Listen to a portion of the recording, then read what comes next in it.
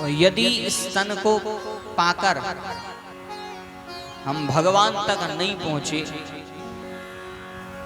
तो फिर से 84 के चक्कर लगाने पड़ेंगे।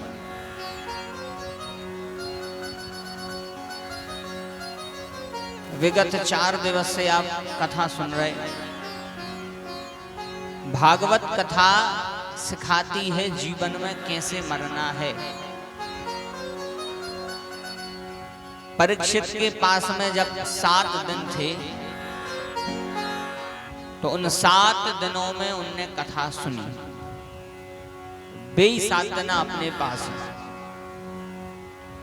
लेकिन अपने दिनों में और परीक्षित के दिनों में अंतर है। अपने यहां जो 7 दिन हैं उन 7 दिन में से कोई दिन को भरोसा नहीं है कौन दिन का हो जाए, लेकिन जो परीक्षित के पास में 7 दिन थे तो उनके यह सुनिश्चित थे कि 7 दिन के पहले उनकी मृत्यु नहीं होगी। 7 ही दिन के भीतर मृत्यु नहीं हुई है, 7वें ही दिन होंगे।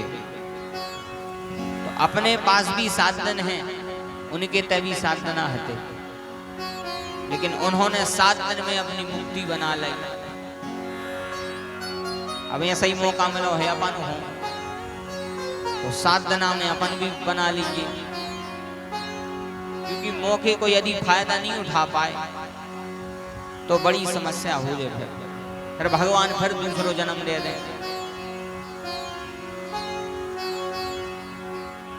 एक बार की बात है कि एक नौकर एक जगह काम करता था। एक नौकर एक मालिक के यहाँ काम करता, बहुत ईमानदारी से काम करे। मालिक बड़ा प्रसन्न होगा नौकर से, बड़ा प्रसन्न हुआ। तो प्रसन्नता में मालिक ने उस नौकर को चंदन के पेड़ों को बगीचा उपहार में दे दो। चंदन के पेड़ों को बगीचा। अब नौकर से कहा जाओ आज से जो बगीचा उनमें जितने पेड़ हैं सब तुम्हारे, सब तुम्हारे। नौकर बड़ा खुश होगा कि अच्छी बात है भैया, बगीचा ही में लगाओ पूरा। लेकिन समस्या चाहती नौकर को जो पता नहीं तो कि जी बगीचा में काय के पेड़े लगे हैं, वो तो जई जाना तो साधारण सी लकड़ियां है, लेकिन जो न जाना तो जो मले आगे रखो चंदन आए। तो उन्हें क्या करो, जैसे ही बगीचा मिलो तो उन्हें चंदन के पेड़े काट काट के उनको जला जला के उनको कोयला बना लो, बाजार में जाकर बेचने लगो। चंदन को कोयला बना के बेचो। अब कोयला ज्यादा से ज्यादा कितनों को बखे, आधो सो बगीचा जला के इसने बेच लो। मुश्किल से थोड़ी बहुत पेड़ बचे होंगे। एक दिन की बात है कि पानी गिर गया, जैसे ही वर्षा हुई अब लकड़ी गीली हो गई चंदन की जैसे ही गीली हुई, अब जो जले ने इन्हें सोची अब जो गीली हो गई जल है नहीं रही, कोई लाइन को बन नहीं रहा। एक काम कर रहे हैं ऐसे ही सूखी बेच दे रहे बिना जलाई, ऐसे ही बेचे आ रहे। बाजार में गए और जैसे ही दुकान वाले के पास में पहुंचा, जैसे ही उन्हें लकड़ियां दी तो जितने को जो कोयला बेचा तो उसमें 100 गुना अधिक मूल्य की वह लकड़ी अकेली बिकी। फिर उन्हें पूछी कि भैया हम जब इन्हीं को कोयला ले आते तो तुम इतने कम पैसा देते, अब जब हम अकेली लकड़ियां ले आए साबित तो तुमने इतने सारे अधिक रुपया दिए। वो बोले तुम्हें नहीं पता कि चंदन की लकड़ी है सबसे मूल्यवान लकड़ी, तुम्हें को जला जला के बेचा कराए। इतनी और बची कहते तनक और बची। और जब पता चलो तो बस करम पे हाथ ठोके के बताओ बारे हम पूरी चंदन को बगीचा जला लाओ।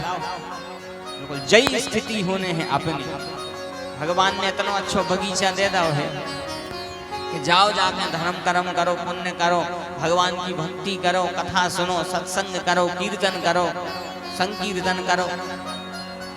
लेकिन वे सब तो अपन कर नहीं रहे हैं। धीरे धीरे करके इस संसार रूपी अग्नि में अपने आप को जला रहे हैं। बोलो वृंदावन में हरि लाल की जय। संसार रूपी अग्नि में जला रहे हैं। धीरे धीरे करके जब अंतिम समय आएगा फिर पछतावा हुई कि काश अब भगवान को भजन कर लेते। इसमें भैया अंतिम समय के भरोसे मत बैठना। अंतिम समय में भगवान को नाम न कर तब सोचें कि अपन के अभी राम से न कर हैं आम। इसमें भैया अभी मौका है, अभी हम इस तन को पाकर के भगवान का भजन करें, क्योंकि यह तन भगवान ने ऐसे ही नहीं दिया है। बड़े भाग्य मानो से तन पावा, बड़े भाग्य मानो से तन पावा, बड़े भाग्य मानो से तन पावा, बड़े भाग्य मानो से तन पावा, बड़े भाग्य मानो से तन पावा, बड़े भाग्य मानो से तन पावा, बड़े भाग्य मानो से तन पावा, बड़े भाग्य मानो से तन पावा। सुर दुर्लभ सद ग्रंथन गावा, सुर दुर्लभ सद ग्रंथन गावा, सुर दुर्लभ सद ग्रंथन गावा, सुर दुर्लभ सद ग्रंथन गावा। तुलसीदास जी कहते हैं बड़े भाग्य मानुष तन पावा, यानी हम और आपका बड़ा भाग्य है कि जो भगवान ने मनुष्य तन दे दिया। मनुष्य ने बना के जानवर बना देते, फिर जानवर को भजन कर तो देखो, ऐसा तो नहीं देखो कि भैंस संकीर्तन कर रही हुई है। नहीं, केवल मनुष्य ही भजन कर सकता है। मनुष्य को ही बड़भागी क्यों कहा? क्या बड़ो तो हाथी भी रेत, अपन से ज्यादा बड़ो रेत, अपन से ज्यादा शक्ति रेत, अपन से ज्यादा खा सका, अपन से ज्यादा वजनदार हो तो लिख देते बड़े भाग हाथी तन पावा। लेकिन ऐसा काय नहीं लिखो, क्योंकि वह भगवान का सत्संग नहीं कर सकता। हाँ, पहले की बात अलग है, सतयुग त्रेता की, हाथी भी भगवान को बुला लेते। मानो कलयुग में अपन तो बुला नहीं पा रहे, हाथी की बात अलग है। इसलिए भैया यह शरीर हम और आपको मिला है, संसार के काम करो कोई मना ही नहीं, लेकिन उसके साथ में भगवान को भी नहीं भूलो। क्योंकि जब यहाँ से जाएंगे और कुछ काम नहीं आएगा, केवल भगवान का यह सत्संग ही काम आएगा। देखो एक अद्भुत बात बताएं, अपन जो करते हैं, जैसे धन कमा रहे, तो धन कमा के इकट्ठो तो कर लो, लेकिन यदि अपन चले जाएं तो धन संगे तो जे है अपन को उपयोग न कर पे भी, फिर उपयोग को कर है, बोले जो को खर्चा कर है। धन कमा ले, पद कमा ले, और अगर वह पद या धन छूट जाए तो फिर उपयोग नहीं कर सका। लेकिन आज जो सत्संग करने आप आए हो, इसको यदि आपने सुना है, इसका फल भी आपको ही मिलेगा। फल कोई तीसरे को न मिले। जैसे चूहा जो है बिल बनाता है, खेतों में देखे चूहा बिल बना, तो बिल बनाओ चूहा ने, एक दिन सांप आओ, बिल में घुसो, चूहा को मारो, बिल पे कब्जा कर लो। अब बिल कौन ने बनाओ? चूहा ने। कितनी बढ़िया बात है, खोदत खोदत चूहा मर गयो। खोदत खोदत चूहा मर गयो, मौज करी सरपंगा ने। मौज कौन ने करी? बोले सांप ने। चूहा बेचारो मरोगा, बिल खोदत खोदत सांप आओ, चूहा को मारो, बिल पे कब्जा ठोक लाओ। तो खोदत खोदत चूहा मर गयो, मौज करी सरपंगा ने। ऐसे ही सींचत सींचत माली मर गयो, मौज करी भौरंगा ने। माली जो है फूलों को फलों को सींचता है, फूलों को पानी देते, लेकिन आज तक उन फूलों को रस सुई लाओ, हम पानी दे रहे आज रस सुई ले हैं, रस को नहीं लिए बोले भौरा भौरा आके नाई माए सा रस लेके उड़ जाए। तो खोदत खोदत चूहा मर गयो, मौज करी सरपंगा ने। सींचत सींचत माली मर गयो, मौज करी भौरंगा ने। ऐसे ही जोड़त जोड़त मौजी मर गयो, मौज करी खरचंगा ने। आदमी जोड़त जोड़त मरो जात है के खट्टे कल्ले जोंदना जाने सो सब धरोजे, जहाँ सब धरोजे सो तनक मनक पैसों की कर दई तेरा अर फिर लगे हैं। यही होना है भैया, जोड़त जोड़त मौजी मर गयो, मौज करी खरचंगा ने। जैसे खोदत खोदत चूहा मर गयो, मौज करी सरपंगा ने। सींचत सींचत माली मर गयो, मौज करी भौरंगा ने। जोड़त जोड़त मौजी मर गयो, मौज करी खरचंगा ने। ऐसे ही सोचत सोचत दुनिया मर गई, मौज करी सत्संगा ने। असली में जो आनंद लिया है उसी ने जिसने सत्संग कर लिया, और जिसने सत्संग कर लिया है धीरे धीरे धीरे करके वह भगवान तक अपने आप पहुंच जाता है। धीरे धीरे सत्संग भगवान तक अपने आप पहुंचा देता है। बिनु सत्संग न हरि कथा, भगवान के सत्संग के बिन कथा नहीं मिलती। तो बड़े भाव से आप समस्त भक्तवृंद इस दिव्य सत्संग को श्रवण कर रहे हैं। कल जो है हम और आपने दिव्य कथा भगवान का जन्मोत्सव की कथा को श्रवण किया, और जो सत्संग करके भगवान को अपनी ओर खींच लेता है, तो उन्हीं भक्तों का कल्याण करने के लिए भगवान इस धराधाम पर अवतार लेते हैं। बोले कृष्ण कन्हैया लाल की जय। भगवान अवतार लेते हैं। तो कल भगवान का अवतार हुआ, बड़े भाव से हर्षोल्लास से सभी ने भगवान का जन्मोत्सव मनाया। कल मनाया जन्मोत्सव, आज है नंदोत्सव, आज नंद बाबा के ते उत्सव है।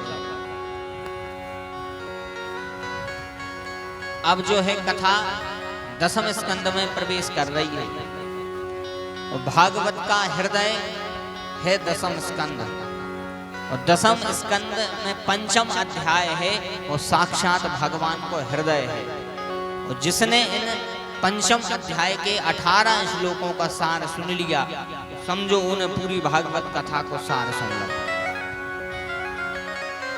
वसुदेव जी लेकर के गोकुल में आए भगवान को, यशोदा मैया के पास में लाला को सुलाया, कन्या को उठा के मथुरा ले गए।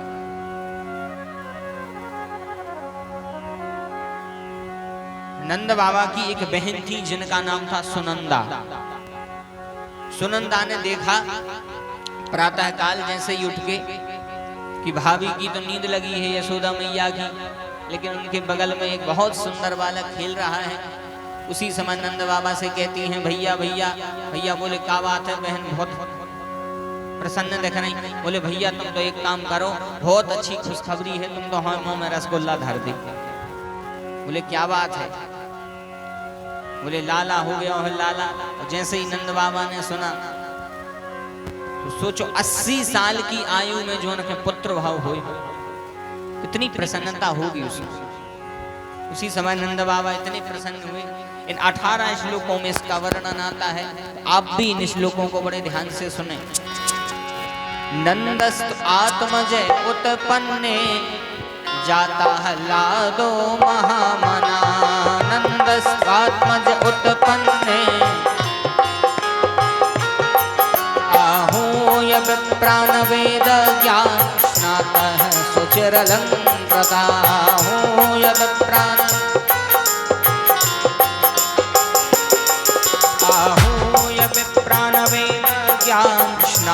सुचिरलंकृता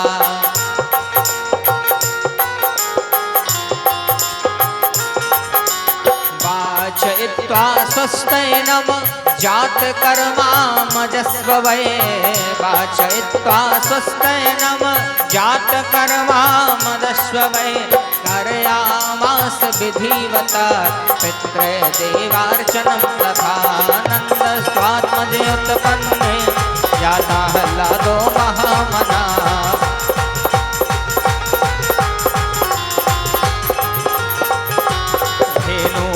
न्यूत्रे प्रादात् विप्रभ्यः समलङ्कृते धेनूनान्यूते प्रादात् विप्रभ्यः समलङ्कृते तिलाद्रीन् सप्तरत्नौघ सात कौम्भावराव्रता नन्दस्वात्मजे उत्पन्ने जाता ह्लादो महामना नन्दस्वात्मजे उत्पन्ने जाता ह्लादो महामना जाता ह्लादो महामना जाता ह्लादो महा। बोले नंद के लाला की जय। वेद व्यास जी 18 श्लोक लिखते हैं, जिनमें प्रथम श्लोक है नंदस आत्मज उत्पन्ने जाहता ह्लादो महामना आहूय विप्रान वेद ज्ञान स्नातः सुचिरलंकृता वाचयित्वा स्वस्तैनं जातकर्मामजस्व वै कारयामास विधिवता पितृदेवार्चनं तथा नंदस्त आत्मज उत्पन्ने यानी नंद के यहाँ आत्मज उत्पन्न हुआ। आई बात समझ में? नंद के यहाँ आत्मज उत्पन्न हुआ, लेकिन सोचवे की बात है कि बालक तो यशोदा मैया के भाव है, पुरुषों के थोड़ी हुई। फिर ऐसी काय लिखी नंदस्त आत्मज उत्पन्ने, ऐसी काय लिखी नंदस्त आत्मज उत्पन्ने।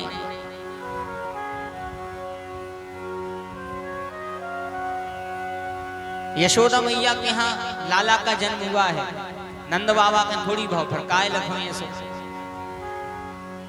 पुरुषों के यहाँ तो होते नहीं। अच्छा, भागवत में एक जगह भाई भी है, एक राजा के थे, एक राजा थे जिनका नाम था युवनाश्व। युवनाश्व नाम के राजा, बोलिए वृंदावन में हरि लाल की जय, कृष्ण कन्हैया लाल की जय।